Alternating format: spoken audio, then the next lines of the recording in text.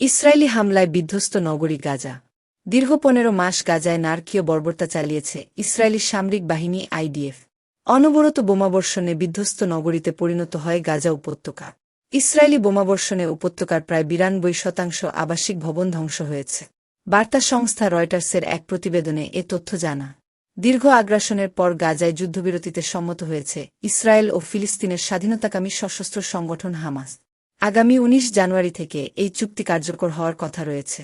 রয়টার্সের প্রতিবেদনে বলা হয়, এই সময়ে ৪৬,০০০-এর বেশি ফিলিস্তিনিকে হত্যা করেছে তারা। নিহতদের অধিকাংশই নারী ও শিশু। এছাড়া আহত হয়েছে ১,১০,০০০-এর বেশি ফিলিস্তিনি। ২০২৩ সালের ৭ অক্টোবর থেকে ফিলিস্তিনের অবরুদ্ধ গাজায় বর্বরোচিত হামলা শুরু করে ইসরায়েল।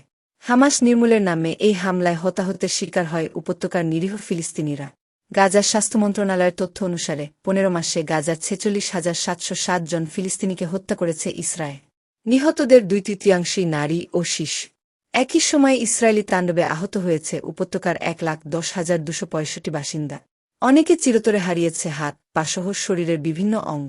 আর ধ্বংসস্তূপের নিচে চাপা পড়েছে প্রায় ১১,০০০ ফিলিস্তিনি। ইসরায়েলি বোমা হামলার অধিকাংশই আঘাত হেনেছে গাজার আবাসিক ভবনগুলোতে। ক্ষতিগ্রস্ত বা ধ্বংস হওয়া বাড়িঘর ৪,৩৬,০০০, যা উপত্যকার মোট বাড়িঘরের প্রায় ৯২%। ধর্মীয় স্থাপনার পাশাপাশি ইসরায়েলি বাহিনীর অন্যতম লক্ষ্যবস্তু ছিল গাজার স্বাস্থ্য খাত। ৬৫০ স্বাস্থ্য অবকাঠামো হামলা চালিয়েছে তারা। এসব হামলায় নিহত হয়েছেন ১,০০০-এর বেশি স্বাস্থ্যকর্মী। গাজার শিক্ষাখাতকেও ধ্বংস করে দিয়েছে ইসরায়েল। ক্ষতিগ্রস্ত বা ধ্বংস হওয়া স্কুল ৫৩৪টি, যা মোট স্কুলের প্রায় ৯৫%। এতে আনুষ্ঠানিক শিক্ষা থেকে ছিটকে পড়েছে ৬ লাখের বেশি শিশু। ইসরায়েলি হামলা থেকে প্রাণ বাঁচাতে দিগিদিগ ছুটে বেরিয়েছে অবরুদ্ধ গাজার বাসিন্দারা। বাস্তুচ্যুত হয়েছে প্রায় ১৯ লাখ ফিলিস্তিনি, যা উপত্যকাটির মোট জনসংখ্যার প্রায় ৯০%। এদের মধ্যে অনেকেই বাস্তুচ্যুত হয়েছে একাধিকবার।